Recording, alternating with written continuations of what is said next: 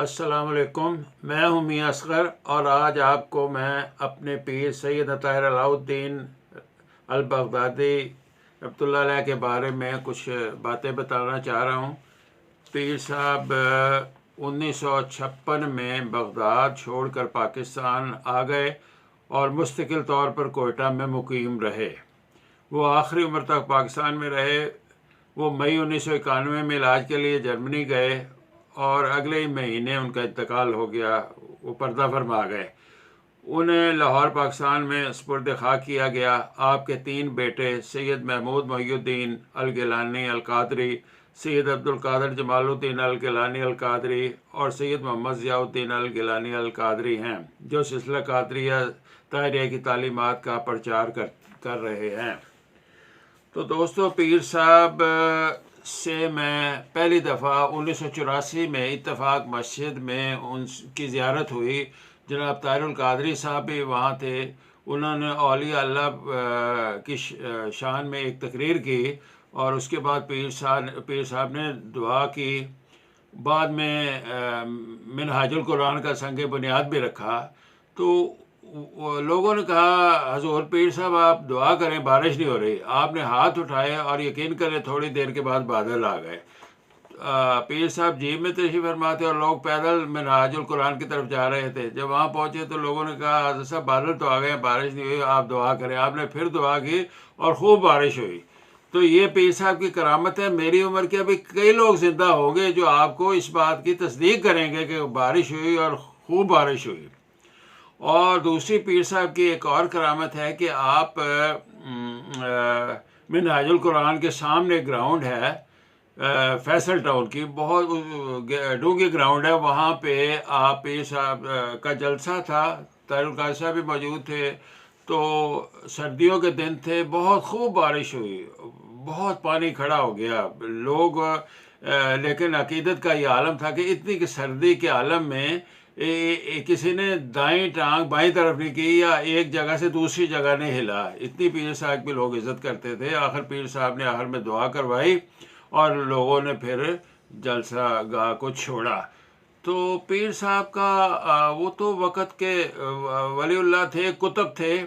उनकी हजूर गौसे आदम की औलाद में से हैं।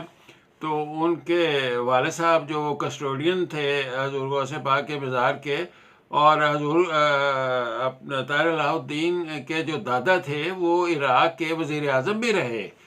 तो आप अब कोई इख्तलाफ होगा हुकूमत वक्त से बज़ाहिर नज़र आता है। फिर आप वहाँ छोड़ के 1956 में पाकिस्तान आ गए। उसके बाद आपने कोयटा में क़याम किया, कराची में भी आपकी रिहाइश थी और अब तो लाहौर में भी रिहाइश है। लोग आते हैं और फैज़ पाते हैं। मैं ख़ुद जब टाइम मिलता है हजूर पीर साहब के मज़ार शरीफ पर जाता हूँ। ये बिल्कुल टाउनशिप के नज़दीक बगदाद टाउन के नाम से सड़क है और हजूर साहब पीर साहब का मज़ार वहाँ है।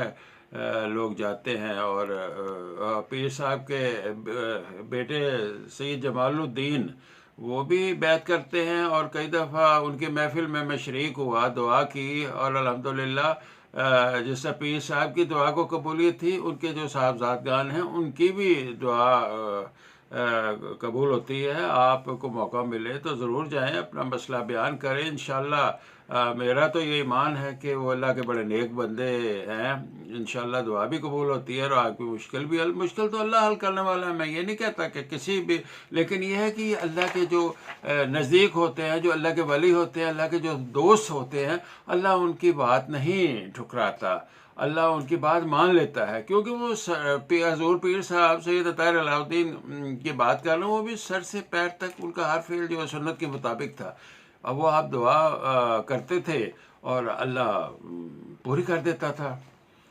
तो इस तरह और पीर साहब की बहुत सारी बातें हैं जो अगर मैं करता रहूँ तो शायद बहुत टाइम लग जाए। मुझे याद है कि अख्तर रसूल, मियाँ नवाज शरीफ, ताहिरुल कादरी साहब, मियाँ मोहम्मद शरीफ साहब, ये शहबाज शरीफ वगैरह हजूर की जूतियाँ सीधी करते थे। वहाँ से मुझे पता लगा कि हजूर का तो जहाँ रूहानी तौर पे इतना बड़ा मकाम है कि दुनिया भी, अब आप हकीकी हुक्मरान तो आप थे, बड़े बड़े हुक्मरान एक दफ़ा अयूब खान ने कहा, जी मैं आपसे मिलना चाहता हूँ, आप बताएं मैं आपकी क्या खिदमत करूँ, आपको किसी चीज़ की ज़रूरत हो तो बताएं।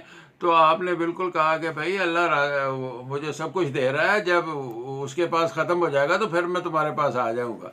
आफ्टर ऑल अयूब खान फिर खुद चल के आया और हजूर से मिला, हजूर पाक सैयदना ताहिर अलाउद्दीन से दुआ करवाई।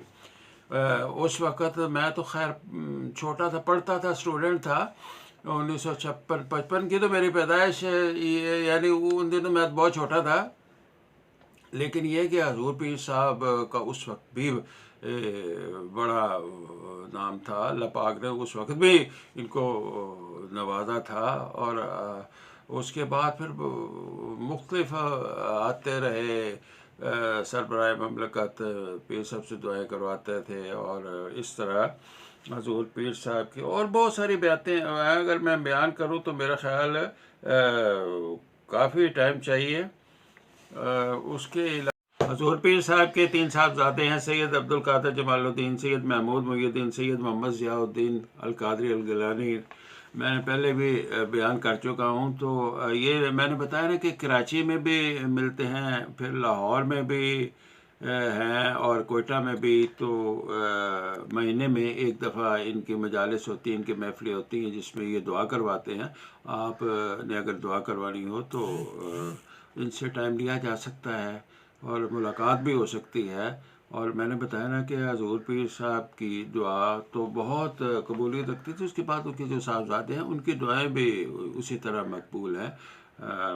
अल्लाह बाबा जी इशफाक अहमद कहा करते थे कि अल्लाह ताला आपको आसानियाँ अता करे और आसानियाँ बांटने की तौफीक दे। उम्मीद करता हूँ कि मियाँ साहब की बातें आपको अच्छी लगी हैं। अगर अच्छी लगी हैं तो हमारे चैनल को सब्सक्राइब कर दें। मिलते हैं किसी नई वीडियो के साथ, तब तक के लिए अल्लाह हाफिज़, बाय।